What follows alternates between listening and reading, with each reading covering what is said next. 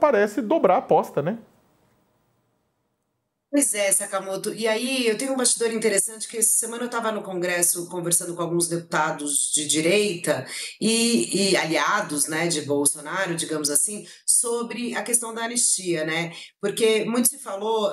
Na semana passada, quando teve o Fórum de Lisboa, em que o Hugo Mota e outros ministros do Supremo e ministros do Supremo estavam em Portugal, ali no Congresso do Gilmar, a anistia estava circulando nas rodas como uma possibilidade de, eventualmente, ser colocada para andar no Congresso antes do recesso parlamentar. Lembrando que, naquele momento, Hugo Mota e Alcolumbre estavam meio brigados, digamos assim, com o governo por conta do imbróglio do IOF. O que mudou? Mudou. O Lula ainda não sentou para conversar com eles, mas o ministro Fernando Haddad, o ministro Jorge Messias, a ministra Gleisi já tiveram uma reunião preparatória para a reunião de conciliação da semana que vem e, na avaliação de todos os presentes dessa reunião, retomaram o diálogo. Então, o que aconteceu com a anistia nesse meio do caminho? Eu estava no Congresso falando, e aí os deputados aliados de Bolsonaro falaram o seguinte, saca? Olha, a gente estava quase, de fato, conseguindo emplacar a discussão da anistia antes do recesso, mas o Eduardo está atrapalhando. Que aí está atrapalhando com o quê? Porque ele começa a colocar nesse pacote da anistia não apenas uma anistia para o Bolsonaro e para as pessoas que estão presas pelos ataques aos prédios dos três poderes em 8 de janeiro e atentado à democracia, enfim, tudo mais.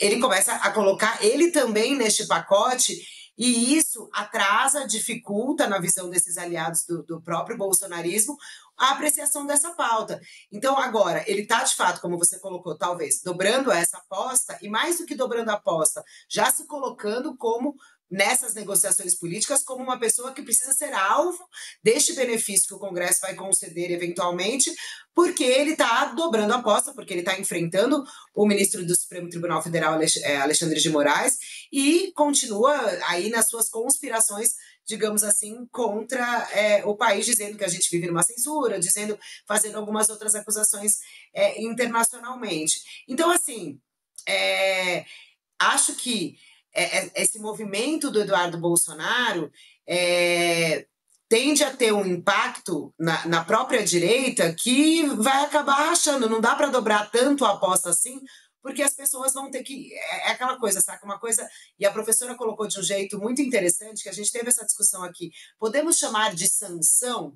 E aí eu estava conversando com o Jamil Chad, nosso colunista, que eu chamo de mestre, que ele falou: olha, é tudo novo nessas negociações comerciais.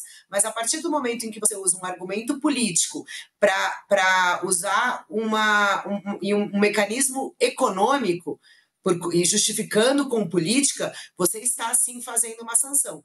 Então, assim, acho que a anistia, que é agora o novo desejo do Eduardo Bolsonaro, que já é um desejo de Bolsonaro, ainda tem passos para amadurecer no Congresso. E aí, lembrando, para encerrar, que o presidente da Câmara e do Senado, Hugo Mota, que fizeram uma nota conjunta 24 horas depois para reagir ao Trump, a intenção deles agora, o que eles fizeram essa semana quando voltaram a trabalhar? Tentaram retomar o diálogo com o governo e avançou e começa a avançar, e a expectativa é que para a semana que vem se avalie. Ontem o presidente Arthur Lira apresentou o relatório do imposto de renda para isenção de pessoas até R$ 5.000, inclusive subiu um pouco essa faixa, e o governo acredita que essa é a pauta que pode entrar aí antes do recesso. Então, a anistia tão desejada e esperançada aí pelos bolsonaros, eu acho que nesse curto prazo está fora de cogitação no Congresso nesse momento, viu, Saca?